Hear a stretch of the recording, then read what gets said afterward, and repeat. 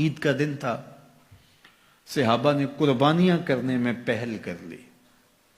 ابھی حضور کی قربانیاں کھڑی ہیں۔ عید کے دن شوق ہوتا نا ہر بندے کو، سب سے پہلے میں جانور ذبح کروں، تو انہوں نے قربانیاں کرنے میں پہل کر لی۔ یا یہ کہ یوم شک کا روزہ رکھا، شعبان المعظم کے 29 دن گزارنے کے بعد چاند دیکھا جائے، اگر چاند نظر آ گیا تو اچھی بات، نہیں تو 30 دن شعبان کے پورے کر کے رمضان کا آغاز کیا جائے۔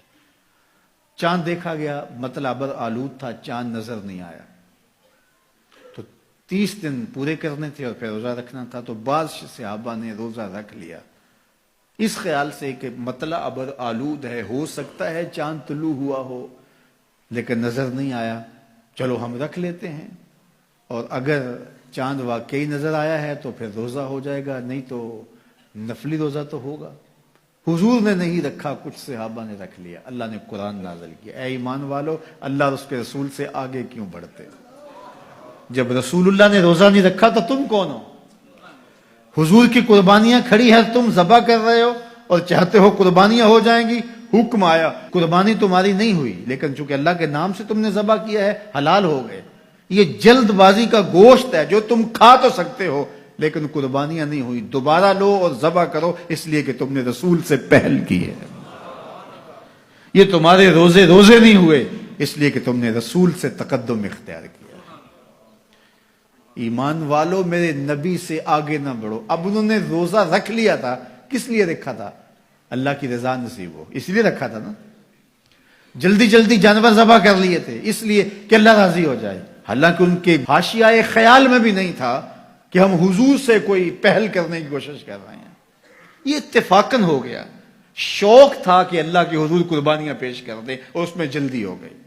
شوق تھا کہ چلو اللہ کی عبادت ہو جائے، شک کے دن کا بھی روزہ رکھ لیتے ہیں۔ حضور سے کوئی نہ مقابلہ تھا نہ حضور سے جلدی کا ذہن تھا، لیکن اللہ نے کہا اگرچہ اتفاقاً ہوا ہے لیکن ہوا تو حضور سے پہلے ہے، لہٰذا میں اس کو گوارا نہیں کرتا۔ یہ تمہاری عبادت ہی نہیں ہے، تمہارا گوشت جلد بازی کا گوشت ہے، کھا سکتے ہو لیکن قربانی تمہیں دوبارہ کرنا ہوگی اس لیے کہ تم نے میرے رسول سے پہل کی۔ یہ ہے رسول اللہ کا ادب، یہ ہے رسول اللہ کی تعظیم۔ حدیبیہ کے مقام پر جب صحابہ نے پڑاؤ کیا، عثمان غنی رضی اللہ تعالیٰ عنہ سے فرمایا جاؤ تم جا کے اپنے رشتہ داروں سے کہو ہم لڑائی کے لیے نہیں آئے، ہم تو عمرے کے لیے آئے ہیں۔ تو حضرت عثمان غنی گئے تو انہوں نے کہا کہ عثمان ہم عمرہ انہیں نہیں کرنے دیں گے، لیکن اللہ کا گھر سامنے ہے، چلو تم آئے ہو تو طواف کر لو۔ حضرت عثمان غنی نے کہا عجیب لوگ ہو، حضور نہ کرے اور میں کر لوں۔ اللہ اکبر۔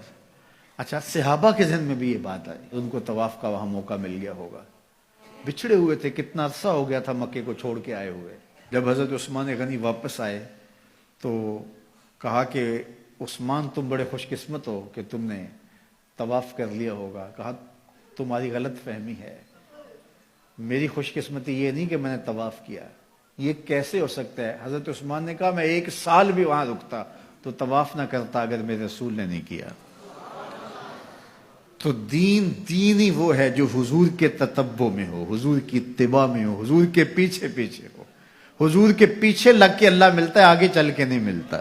یہ صحابہ مزاج سمجھتے تھے، لا تقدموا بین یدی اللہ ورسولہ۔ اللہ اکبر۔ اس لیے خدا تک پہنچنے کا راستہ ہی یہی ہے، بخدا خدا کا یہی ہے در، نہیں اور کوئی مفر مکر، جو وہاں ہو یہیں آ کے ہو، جو یہاں نہیں وہ وہاں نہیں۔